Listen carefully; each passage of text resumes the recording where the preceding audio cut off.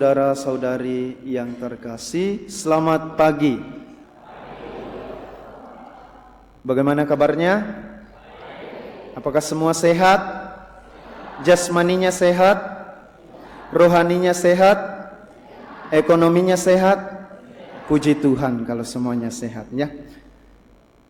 Sabda Tuhan yang kita dengarkan hari ini mengingatkan kita bahwa identitas kita sebagai murid atau pengikut Kristus yang terus mau belajar pada Yesus, cirinya itu ialah menghasilkan buah. Dan kita tahu dari perumpamaan hari ini dan juga dari kata pengantar yang telah disampaikan tadi, kita hanya dapat berbuah jika kita tinggal pada Yesus. Jika Yesus tinggal di dalam kita dan kita di dalam Yesus.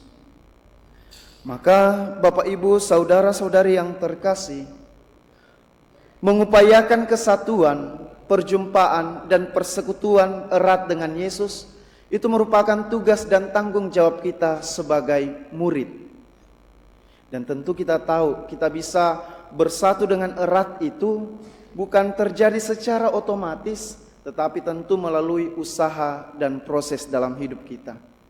Sama halnya Bapak Ibu yang sudah berkeluarga, ya, ketika akan bersatu dalam rumah tangga, tidak mungkin pada pandangan pertama langsung seret, ayo kita menikah, kita bangun keluarga. Ya, karena bisa-bisa kalau begitu mungkin orang akan menjadi takut dan menolak.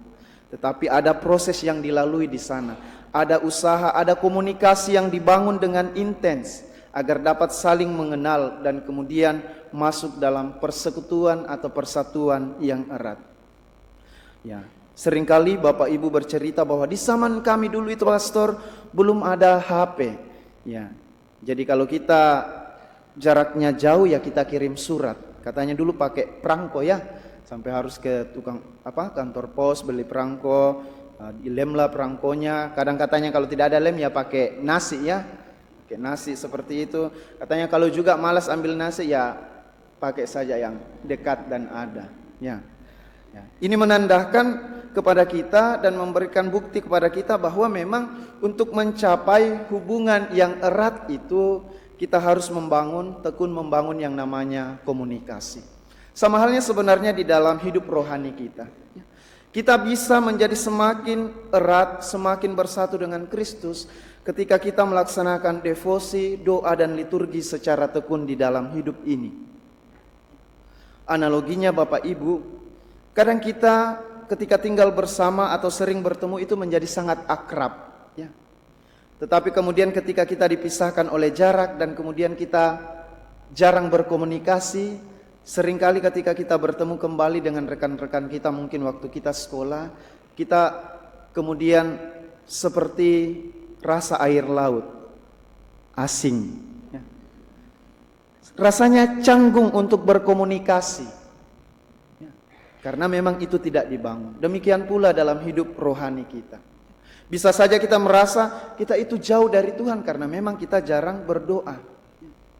Dan kecenderungan orang-orang Katolik sekarang itu kadang merasa bahwa doa itu diwakilkan. Kalau istriku sudah pergi ke gereja, anak-anakku sudah pergi ke gereja, cukup itu keluargaku semua. Padahal dalam iman kita tidak ada yang namanya diwakili. Semua punya pertanggungjawabannya masing-masing. Ya. Kalau kita berprinsip bahwa kalau sudah ada anggota keluarga yang pergi ke gereja, maka saya tidak perlu lagi nanti Santo Petrus di surga tahan kita. Pak, sudah ada wakilnya di surga, kita ke neraka menjadi. Karena prinsip yang kita bangun. Bapak Ibu saudara-saudari yang terkasih, salah satu hal yang harus dilakukan ialah proses memangkas itu, ya. Bahwa membuang yang tidak menghasilkan buah dan juga kemudian memangkas yang menghasilkan buah supaya bersih dan buahnya itu semakin banyak. Maka di dalam hidup kita ini proses seperti itu harus kita lakukan. Kita perlu memangkas tindakan atau kebiasaan kita yang bertentangan dengan kehendak Allah. Salah satu contohnya itu perjudian. Pernah ada suatu pengalaman ditegur bahwa kalau masih ada yang berjudi, maka pastor tidak akan layani di tempat ini. Kemudian umatnya menjawab, online jini pastor. Jadi dosanya juga online. Bapak Ibu saudara-saudari yang terkasih, ketekunan membangun komunikasi itu sangat kita butuhkan. Karena di dalam doa kita tidak hanya menyampaikan apa yang kita mohonkan, apa yang kita inginkan, tetapi esensi dari komunikasi itu pula kita harus bisa menangkap harapan lawan bicara kita. Maka sesering kita mengikuti Ekaristi, kalau kita sering berdoa, ikut liturgi, harusnya kita semakin memahami apa yang Tuhan harapkan dari diri kita. Maka secara logis, orang yang sering ke gereja berdoa atau membangun hidup doanya dengan luar biasa, tindakan nyata dalam hidupnya sehari-hari juga harusnya luar biasa. Tetapi kadangkala kita jatuh. Kita rajin ke gereja tetapi seringkali kemudian kita menutup mata terhadap berbagai persoalan atau penderitaan yang ada di sekitar kita. Padahal di dalam misa ketika pengutusan di belakang, saudara-saudari pergilah, misa sudah selesai. Kata pergilah itu bukan artinya kita diusir dari gereja, tetapi kita diutus bahwa apa yang kita sudah temukan hari ini, sabda Tuhan, buah-buah rohani yang kita temukan, mari kita bawa pulang, kita hidupi, kita bagikan kepada orang-orang di sekitar kita. Ada sebuah anekdot yang kiranya bisa menjadi permenungan bagi kita mengakhiri homili hari ini. Jika kita membawa seekor ikan ke pantai, lihatlah, pasti ikan itu akan mengalami kesengsaraan dan tidak bahagia. Sisiknya kemungkinan akan mengering. Lalu apa yang kita harus lakukan untuk membuatnya bahagia? Kita mau belikan kacamata riben kayak kalau kita ke pantai, pasti ikannya tetap tidak bahagia. Kita mau belikan kursi pantai yang bagus, tetap ikannya tidak bahagia.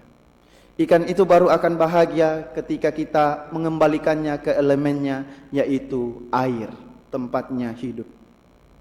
Bapak Ibu saudara-saudari yang terkasih, kita pun tidak akan pernah menemukan kebahagiaan, mengalami kebahagiaan ketika kita terpisah dari yang menciptakan kita dan menyelamatkan kita. Karena tujuan kita diciptakan untuk bersatu dengan Sang Pencipta. Roh Kudus senantiasa membantu kita. Amin.